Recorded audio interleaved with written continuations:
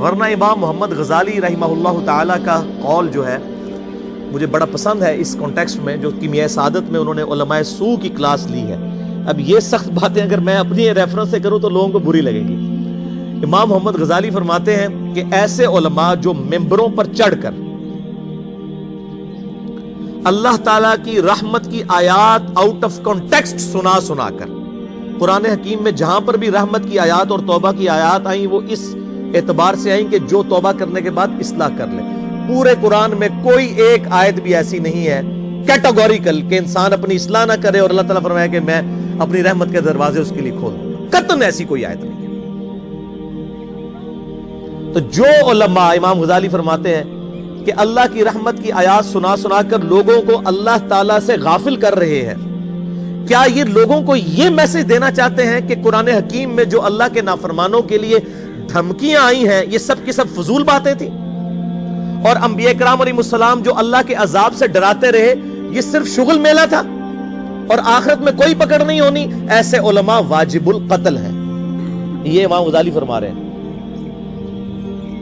کہ حکومت وقت کا کام ہے کہ ان پر توبہ پیش کرے، ورنہ ان کو قتل کروائے، ان علماء کو جو اللہ تعالیٰ کا یہ غلط تصور پیش کر کے لوگوں کو اللہ کا باغی بنا رہے ہیں۔ اور اکثر وائزین اس وقت یہی ہیں اور لوگ انہی کی باتوں کے اوپر خوش ہیں، انہی این جی اوز کی باتوں کے اوپر خوش ہیں، انہی دنیا دار علماء جو دنیا داروں کو خوش کرنے کے لیے باتیں کرتے رہتے ہیں اور کہتے ہیں اللہ تعالیٰ بڑا غفور رحیم ہے جی، جو مرضی کرو، اللہ نے ساڑی نوازا نہیں چاہیے دیا۔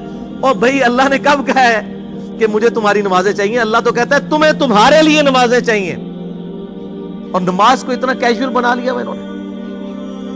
صحیح مسلم کے اندر حدیث ہے، آپ صلی اللہ علیہ وآلہ وسلم نے فرمایا بندے کے کفر اور اسلام کے درمیان فرق ہی نماز ہے۔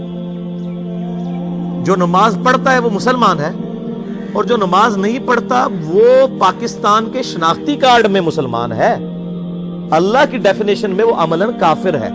صحیح مسلم انٹرنیشنل نمبرنگ کے مطابق 246 نمبر حدیث ہے، آپ جا کے پی ڈی ایف کھول لیں اسلام 360 میں جا کے 246 نمبر حدیث صحیح مسلم کتاب الایمان چیپٹر میں کھول کے دیکھ لیں کہ بندے کے کفر اور اسلام، شرک اور اسلام کے درمیان فرق ہی نماز ہے۔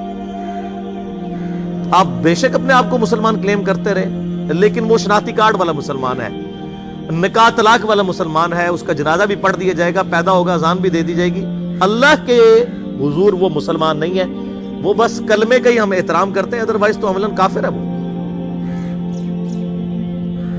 اسی طریقے سے جامعہ ترمذی میں حدیث ہے، سنن نسائی کے اندر حدیث ہے، سنن ابن ماجہ کے اندر حدیث ہے کہ آپ صلی اللہ علیہ وآلہ وسلم نے فرمایا جس نے نماز چھوڑ دی گویا اس نے کفر کیا، من ترک الصلاۃ متعمدا فقد کفر۔ اب اس سے زیادہ اور کیا سخت بات کی جائے کہ کسی کو یقین آئے کہ جس نے جان بوجھ کے نماز چھوڑ دی اس نے کفر کیا۔ اب جان بوجھ کے یہ نہ سمجھیے گا کہ جی میں بال بچیاں دے وہ کمائی کرتا رہنا تھا منو ٹائم نہیں ملتا۔ جان بوجھ کی ڈیفینیشن بھی نبی علیہ السلام نے بخاری اور مسلم میں موجود ہے کہ اگر کوئی شخص بے ہوش ہو جاتا ہے یا سویا رہ جاتا ہے، یہ دو آپشنز ہیں، یا تیسرا آپشن ہے وہ بھول جاتا ہے، تو جیسے یاد آئے اسی وقت وہ والی نماز پڑھ لے۔ لیکن جو شخص دنیا کو ٹاپ پرائورٹی مانتا ہے، اپنا آفس چھوڑنے کے لیے تیار نہیں، اپنا کلینک چھوڑنے کے لیے تیار نہیں ہے، اور اپنی دکان چھوڑنے کے لیے تیار نہیں ہے نماز کے لیے، تو ظاہر ہے کہ وہ تو اپنے آپ کو دھوکہ دے رہے ہیں۔ اللہ تعالیٰ تو اپنے معاملات کے اندر بالکل سٹریٹ فارورڈ ہے، بالکل یہ ذہن میں رکھ لیں۔ جامعہ ترمذی میں صحیح سند کے ساتھ موجود ہے، عبداللہ بن شفیق تابعی رحمہ اللہ تعالیٰ کہتے ہیں کہ صحابہ کرام علیہم رضوان صرف نماز کے چھوڑنے کو ہی اعمال میں سے کفر سمجھتے تھے، یعنی وہ کسی کو نماز پڑھتا ہوا دیکھتے تھے تو کہتے تھے یہ مسلمان ہے، اور کسی کو نماز پڑھتا ہوا نہیں دیکھتے تھے تو وہ کہتے تھے یہ کافر ہے۔ یہ جامعہ ترمذی ہے، یہ کوئی سٹوری بک نہیں میں سنا رہا آپ کو۔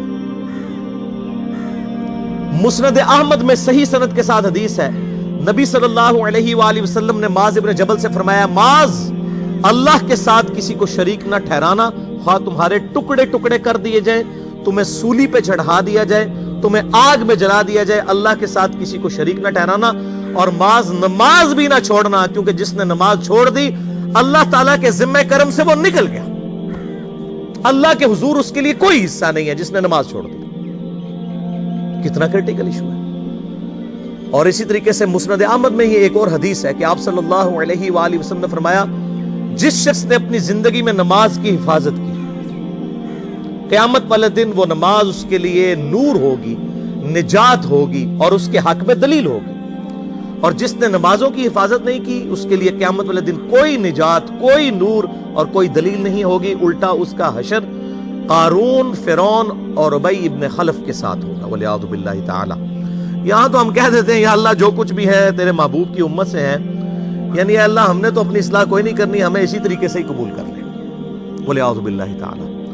اور کچھ ویسے علماء کا بھی اس میں بڑا برا کردار ہے کہ انہوں نے نماز کو بھی اتنا مشکل فرض بنا کے پیش کیا ہے کہ ایک عام آدمی کے لیے اور جو دنیاوی معاملات کے اندر بھی انوالو ہے اور کسی ایسی عورت کے لیے جس کے کئی بچے ہیں, مطلب اس روٹین کے اندر اس نماز کو مینج کرنا مشکل ہو جاتا ہے. ہمیں تو عشاء کی صرف 17 رکعتیں بتا دی گئی ہیں, حالانکہ 24 گھنٹے کے اندر ٹوٹل نماز کی رکعتیں 17 ہیں جن کی اکاؤنٹیبلٹی ہے.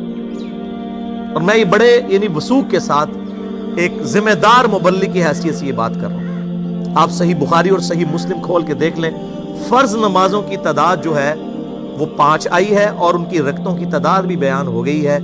فجر کے 2 فرض, ظہر کے 4 فرض, عصر کے 4, مغرب کے 3 اور عشاء کے 4. اور سفر میں سارے 2 فرض ہیں, مغرب کے 3. یہ ٹوٹل 17 رکھتے ہیں جن کی اکاؤنٹیبلٹی ہے.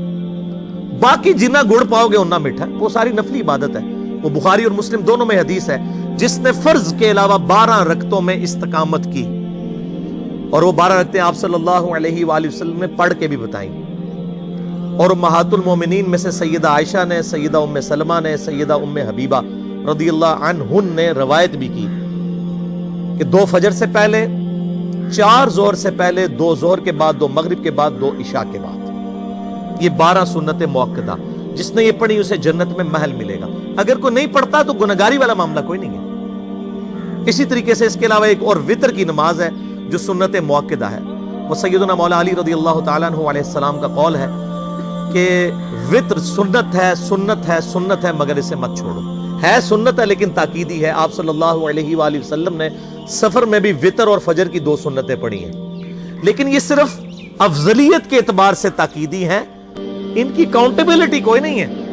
البتہ یہ ضرور ہے, سنن ابی داؤد میں ایک حدیث ہے کہ جس کی قیامت والے دن فرضوں میں کوتاہی نکل آئے گی تو اللہ تعالیٰ فرمائے گا میرے بندوں کی جو نفلی اور سنت عبادت ہے اس کو تول لو اور فرضوں کے ایکویلنٹ قبول کر لو. تو آپ اگر یعنی سنتیں پڑھیں گے تو اس کے ایکویلنٹ نفلوں کی کوتاہی پوری ہو جائے گی, ادروائز اکاؤنٹیبلٹی اس کی کوئی نہیں ہے. یہ ذہن میں رکھیے گا.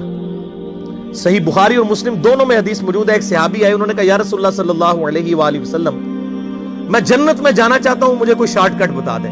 آپ صلی اللہ علیہ وآلہ وسلم نے فرمایا اسلام لانے کے بعد نماز, فرض نماز کو قائم رکھ. پھر فرمایا فرض زکوٰۃ ادا کر, فرض روزے دے, روزے جو ہیں وہ ان کو ادا کر اور روزے رکھ. حج اس وقت فرض نہیں ہوا تھا, وہ زندگی میں ایک بار ہے. تو اس نے کہا یا رسول اللہ صلی اللہ علیہ وآلہ وسلم جتنا آپ نے مجھے بتایا نہ میں اس میں ایڈ کروں گا نہ اس میں سے کوئی چیز مائنس کروں گا. اور یہ کہہ کے وہ چلا گیا. آپ صلی اللہ علیہ وآلہ وسلم نے فرمایا اگر کسی نے کسی جنتی شخص کو دیکھنا ہے تو اس کو دیکھ لو, جو یہ کہہ کے گیا کہ میں فرض نماز سے زیادہ کوئی نماز نہیں پڑھوں گا, صرف فرض روزہ ہی رکھوں گا, فرض زکوٰۃ ہی دوں گا. اب روزہ اور زکوٰۃ میں تو ہمارے علماء کو اور عام پبلک کو بھی جو دیندار لوگ ہیں ان کو ہضم ہوتی ہے کہ کوئی شخص یہ نہیں کہتا کہ بھئی پیر اور جمعرات کا روزہ. صحیح مسلم میں حدیث ہے کہ آپ صلی اللہ علیہ وآلہ وسلم کے نفلی روزوں کی یہ روٹین تھی. کوئی آپ کو یہ نہیں کہے گا کہ جس نے جمعرات اور پیر کا روزہ نہ رکھا اس کے رمضان کے روزے ہی قبول نہیں ہوں گے. کوئی کہتا ہے؟ کیونکہ ان کو پتہ وہ نفلی ہے. اسی طریقے سے زکوٰۃ تو صرف 2.5% ہے نا, باقی تو نفلی صدقات ہیں جتنے مرضی دیں. کوئی شخص نہیں کہتا کہ نفلی صدقہ نہ دیا تو آپ کی زکوٰۃ بھی قبول نہیں ہوگی. الٹا یہ کہتے ہیں وہ بس جی زکوٰۃ دے لو تو باقی سارا مال پاک ہے. لیکن جب فرض نماز کی باری آتی ہے تو اس وقت وہ 12 رکھتے ہیں بھی سنت موقدہ بیچ میں گھسیٹ دیتے ہیں. وہ بھی صرف فضیلت ہے. ٹوٹل 17 رکھتے ہیں, 2 فجر کی, 4 ظہر, 4 عصر, 3 مغرب, 4 عشاء. یہ میں کو اپنے لیے گراؤنڈ نہیں بنا رہا, میں تو الحمدللہ اس کے علاوہ بھی نفلی عبادت کرتا ہوں. لیکن میں بتا رہا ہوں خدا کے لیے لوگوں کو دین ایسا مشکل نہ پیش کریں کہ جو نبی علیہ السلام نے امت کو وہ دین نہیں دیا ہوا. اپنی مرضی سے انجیکٹ نہ کریں دین, لوگوں کے لیے مشکلات نہ کھڑی کریں, ان کو فرض نماز تک رکھیں. پھر انشاءاللہ کئی لوگوں کو میں نے اس نے نماز شروع کروائی, انہوں نے سنت نماز بھی, نوافل بھی شروع کر دی ہیں. لیکن آپ کم از کم وہ ڈیٹم لیول تو اچیو کروائیں لوگوں کا. لیکن فرض نماز کی باری آتی ہے کہتے ہیں جی سنتے بھی حصہ ہیں. کہاں سے میرے بھائیوں حصہ ہے؟ وہ 17 رکھتے ہیں. سنتیں پڑھیں گے ثواب ہے, نہیں پڑھتے گناہ کوئی نہیں ہے. تو کم از کم فرض تو ادا کریں. اس کے لیے آپ کو ٹوٹل 24 گھنٹے میں میرا خیال ہے 40 منٹ بھی نہیں چاہیے فرض پڑھنے کے. تو اس کے اوپر تو استقامت کم از کم ہم اختیار کریں. اور چھوٹی چھوٹی جو نٹی گٹیز ہیں ان کو تو ہم نے اتنا فالو کیا ہوا ہے, اور فرض نماز کے بارے میں ہم اتنے کیجول ہو جاتے ہیں. تو یہ فرض نماز کی امپورٹنس اس حوالے سے ضروری تھی, اس لیے میں نے ساتھ ہی بیان کر دی.